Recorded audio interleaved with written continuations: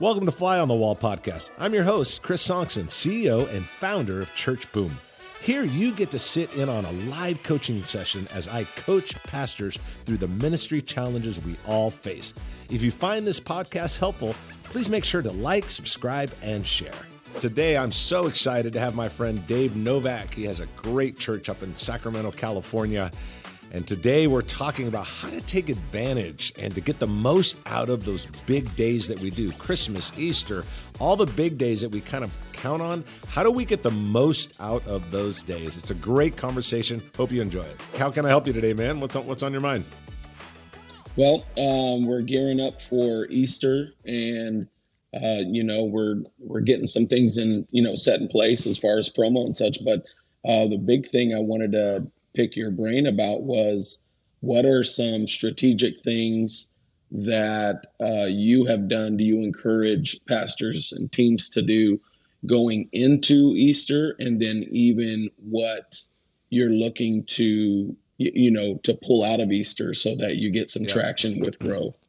Yeah, a couple things that I've found to be helpful. That's a great question. Several things that I found to be helpful is, one, everybody's different, so I'm just going to give you what I found to be helpful. I really enjoy starting a series on Easter, not starting the next week. So that's just one little thing. I actually enjoy starting the series on Easter.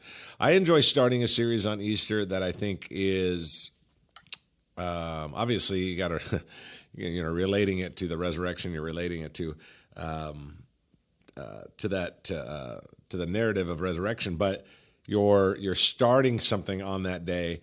The other thing I enjoy is when you start it, and I'll give you an example in a minute, but when you start it, it's sort of like, hey man, I'm not asking you to join our church, but for the next 3 Sundays, this is what we're going to be talking about.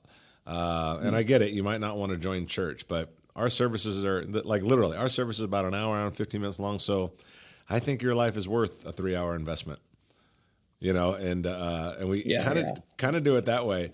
Now, as an example, we might say, we might say, hey, this, like one time I remember years ago, I did a series called Doors, and the whole concept was, about Jesus, that he was able to break down a door, and he can also break down the doors in our life. He walked through a door, and he can walk through the door in our life. That kind of was the concept. And crazy enough, it was probably one of our best ones. We gave out little keys on that Sunday, like old-fashioned looking castle keys. Nice. And we said, put it on there, put it on your key ring, because the same power that was able to break down that door is the same tower it could break down whatever. And so we went right into that whole Sunday morning was about, the same resurrection power that did this could do this, but it was always about what is that thing that needs to unlock in your life? That thing that you keep holding on to, that thing that you keep struggling with, that thing that, man, your marriage would be so much better. Your life would be so much better. We're going to find out what that thing is and deal with it. We literally we put up doors all across the auditorium, like freestanding doors, like with little frames, and people would walk through the door and get a key. And we just said, we want you to walk through the door and get a key. And they were set up all over the auditorium. We did another one, which is not real, you've heard it before, but we did Scars. We did one called Scars. And so then that started on Sunday and just said, hey, he has scars, and he took scars so he could help us with our scars. And we all have scars. And aren't you tired of hanging on to that scar? And then we kind of went it and we kind of paraphrased the hurt, habit, and hang up. That scar has resulted in a hurt, in a habit, or a hang up that keeps robbing you. And you've been doing this for 38 years. But at some point, you got to deal with it. So on the doors, we gave out a little keychain and said, let that key remind you that for the next 3 Sundays, you'll be here. And if you don't want to come to our church after that, then so be it. Or we give, I'm holding the wristband right now from our rescue initiatives we do. We do a rescue where we rescue churches. It says, I came to the rescue. So we'll give out a little wristband that might say Scars. And we're just saying for the next 3 Sundays, for the next 3 weeks, just wear this wristband to remind you to be at church and to remind you that for the first time, you're going on a 3-week adventure to try to deal with this scar, this hurt, this habit, this hang up, whatever the series is. for the first time in your life. So I think a lot of people promote a series for the following week. I say crush it on Easter morning with the series and get them committed to not join your church, but will you join us for the next couple Sundays? We think your marriage, your life, your personal life, your addiction, your hurt, your habit, your hang up, we think it's worth a couple hours of your life. And it works out really well. That's good. Yeah. That's good. And then, depending on how many kids you have, I think it's always cool to look at maybe that first 30 days after Easter. Like, is there something we could do with kids? And then 3 weeks later, something we could do special with adults separate from the series that would be pretty powerful. Like, what if we did a reptile Sunday or petting zoo Sunday, the Sunday after Easter, and then 2 weeks later, something really cool for the adults? Those are just some small little things that help to kind of gain a little traction coming out of Easter. When you say something for the adults, for instance, what would that look like? Oh, I don't know. If you have access to someone, if you have access to like some cool lunch trucks and some live band after church on a certain Sunday, if you have access to a guest that you could interview for 10 minutes, not speak, but interview for 10 minutes that people would actually care about. Some guy from, I don't know, whatever. Maybe it was on American Got Talent and came in 8th place. Something, one of those kind of guys. Something. If you have access to anything like that, people think they don't have access, but I disagree. I always think, man, if you ask around, you'll find out that you're 1 or 2 relationships away from getting somebody really great. And so stuff like that, here's the thing that I always think about when I do the 10-minute guess like that. I always think about like, not what does the church care about? What does the community care about? So, hey, we're having this great pastor. Well, the church likes that idea. But we're having this great former running back, or we're having this guy from America's Got Talent, or we're having this guy that was on that one chef show and came in 3rd place, and he put together a little clip and make it look cool, and he's coming to the church, and make it look like a little 30-second promo. Well, everybody cares about that. A church person's like, that'd be cool to meet him. And an unchurched person will be, that'll cool to meet him. What it does is it gives your people a really easy way to invite people. And that's what you're looking for. So I would do something. I would start the series on Easter. The very next week, I would do something, part 2 of your series, but then something really cool for the kids. 2 weeks later, on the wrap up of your series, 1 more really cool things for adults. And just see if you can create a little bit of a habit from some people to come back and return and keep coming. So what about as far as systems? That was one thing too. I was wondering what we should, being able to connect, get them back on a systems level. You mean on when you mean system as in follow up or system as in what do you specifically mean? Follow up. Yeah. I mean, I think your regular follow-up is great. I would put inside of there, I don't know if your next step is like a class or if you have like a pizza with the pastor, or if you have a welcome newcomers lunch. I would put one right in there for sure, probably on the 2nd or 3rd week into your series. And do something there where it's like 2nd week, hey, maybe it's the 2nd week on that children's thing. Or maybe it's the 3rd week, hey, we're having have them sign up, so it's like, hey, if you're somewhat new to our church, you say it right on Easter. We're having a pizza with the pastor thing on this, this week. And then the next week, that second or the week after Easter, you're pushing it again. Man, if you can get a handful of people to hang out with you for half hour, 40 minutes, pizza with the pastor after service, whatever you do, welcome lunch, whatever it is that you do, I would put one in there for sure. For sure. Yep, no doubt. Yeah, we've been since you told me about it and kind of being just straight up about it and pulling them in. I've been surprised how just being straightforward and inviting, saying, try it out. I think that was a key word, but not being timid about it. And we have people that are trying out ministry and signing up. And so, dude, I'm telling you, it's key. It's blowing our minds. So it's really cool. Yeah, keep that up, man. You and I talked about engagement over attendance. I'm telling you, engagement is the activity, attendance is the result. Focus on the activity, and watch what happens. And I'm telling you, man, people want to believe. People want to belong, and if you give them a chance to belong, it's amazing. And keep that rhythm up, keep that pace up. A lot of people are like, we do good for a few months, but then this happened, that happened. It's been 4 months. I'm like, that doesn't work. You can't keep do it 2 months, then and then something came up, and then it's got to be it's got to be mission critical. It's got to be the thing that you do. We don't miss ever, because it's important. So So what do you do when, so this is something I'm finding is we are getting people to come back in return for a couple or 3 weeks and we're trying to engage them. But what about those who they've come back at least a second time Mm-hmm. and then you don't see them after that? So Mm, obviously we did something right in the beginning. right. Is there a longer term follow up to do that would be, I don't know. Well, I can tell you this. You want to balance out burden and blessing.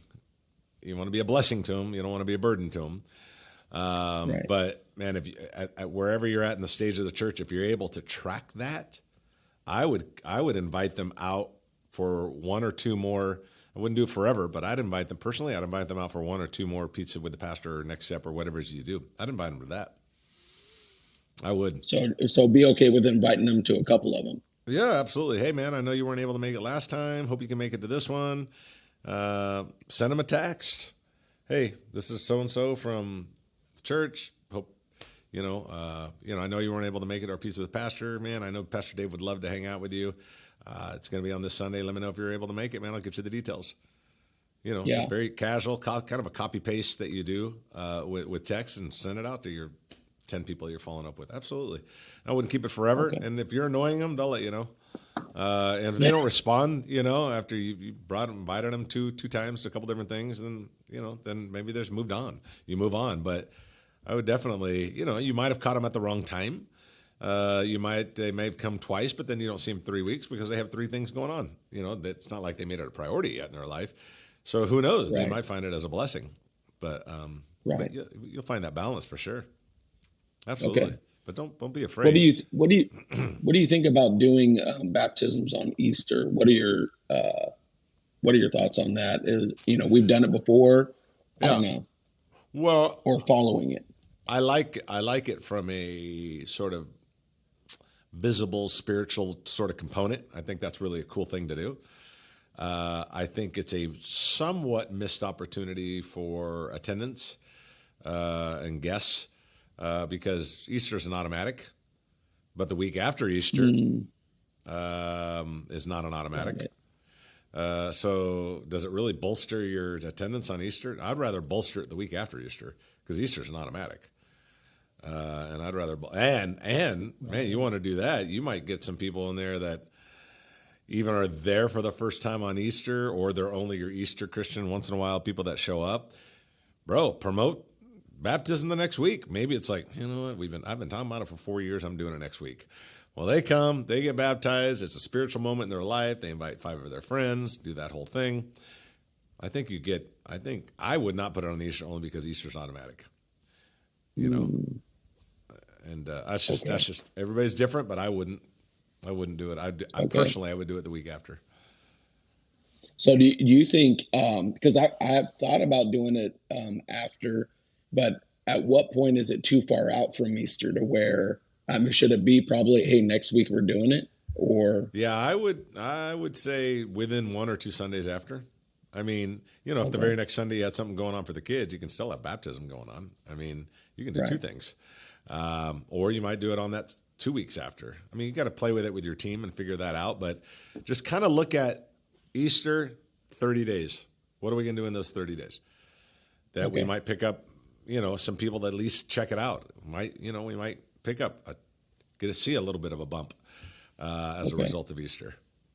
Okay. Yeah, for sure. Okay. But yeah, I wouldn't. People sometimes are like, oh, we're having a guest on Easter. I'm like, I don't know if I'd spend the money. I think I would do it the week after.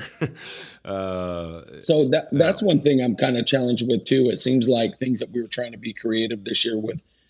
I mean, at what point is it like, you're trying to bring out all these bells and whistles? At what point is like you would say, you know what, if you just have X, Y, and Z, you're good. Yeah. As far as elements for Easter. Oh, elements for Easter. You talking about Yeah. just So, Easter? yeah, we'll have the egg hunt. We'll have like a photo booth. Yeah. And how much more do Not much. Uh, yeah, Easter's a built-in. I mean, put on a great service. Give your people a chance to invite, and then to me, it's almost like back in the day when Rick Warren was doing the 40 Days of Purpose. I remember him one time saying on a some simulcast or something. I don't remember, but he said something along the lines of, what you should really be concerned about is day 41. It's when it's over. It's almost like, like I did a podcast recently where I was talking to a guy about he's adding a second service. And I'm like, okay, I go, oh, but don't get so worried about launching the second service that you don't think about phase 2. What's day 41 look like? What's after the launch look like? Okay, Easter. It's the Super Bowl of church for churches. But I'm like, right, you got a big crowd, and so you might want to get them, like you might want to set up some stuff that, picks up some families along the way, or at least they check it out. It gives them a reason to come back. Yeah. Yeah.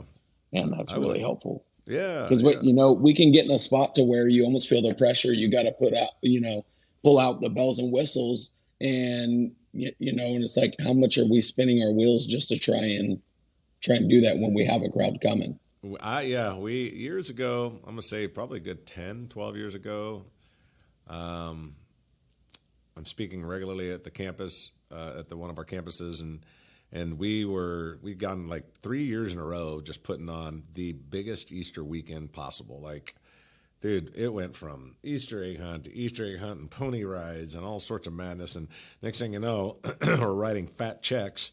One year, we just got together and thought, is this really making a difference on Sunday?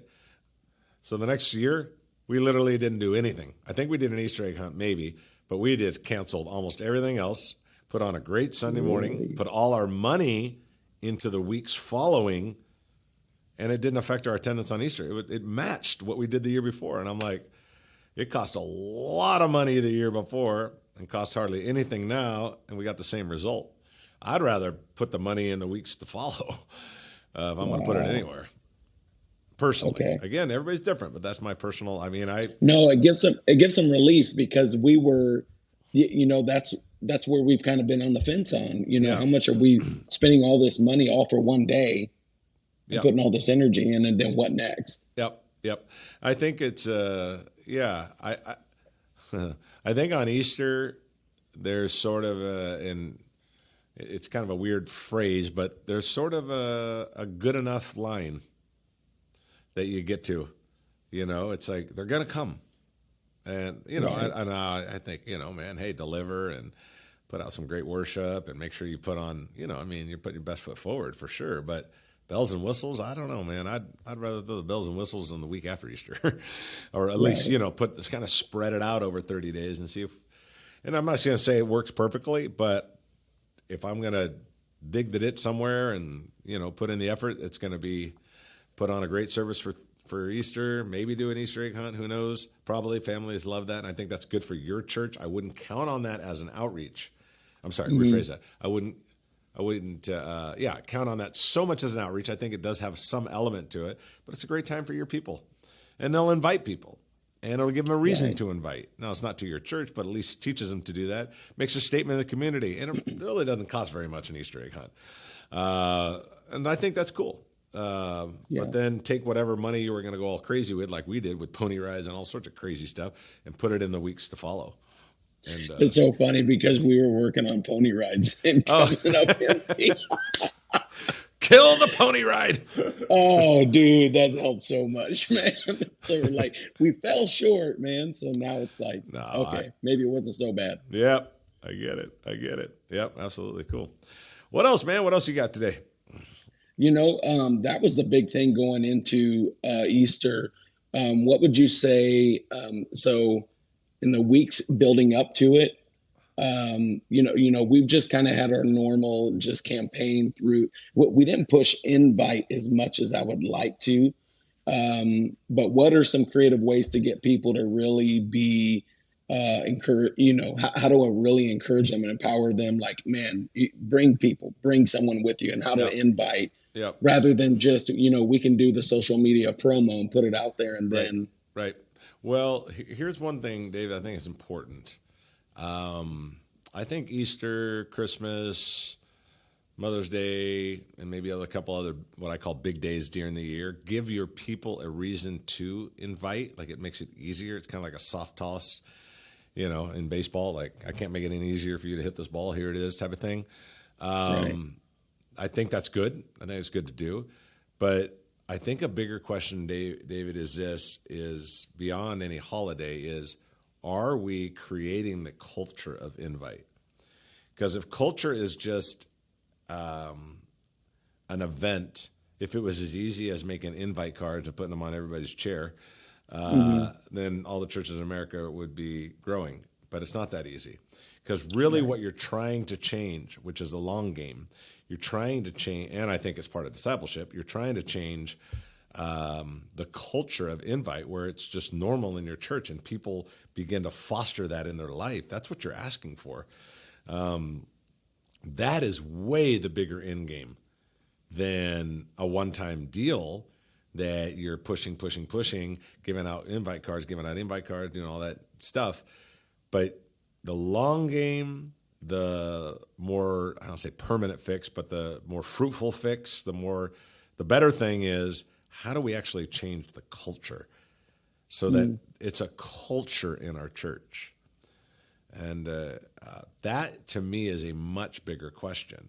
So every I always joke around about McDonald's and Chick-fil-A, the culture, they're both exactly the same in that they serve sandwiches. I mean, one's chicken, whatever, but they serve sandwiches, they serve some form of a fry, and they serve some form of a drink. You've heard me talk about this, but the culture is way different, Stay the night at Motel 6, stay the night at a Marriott resort. They're both got beds and sinks, but wow, they're different. The point is like the culture is so different. How do we get that culture into your church? That to me is the bigger question. Right. Well, that helps mainly because right now that's been in our planning meetings and such going into Easter. So it really helps what you're telling me. It takes the pressure off of Easter somewhat, but then I like the whole idea of the build off from Easter continually. So yeah, it's good stuff, man. I cool, really man. appreciate it. Yeah. Anything else? We good? Yeah, man. So far, that seems to be the urgent thing right in front of us. So okay. Yeah. All right. Well, dude, anything I can do to help you, man? You know that I'm always here to help. And man, thanks for taking time to be on the podcast today. I'm sure a lot of people find it helpful. Yeah, definitely. I appreciate you inviting me on and giving me the time. Absolutely. Thanks, buddy. Appreciate it, man. All right. You got it.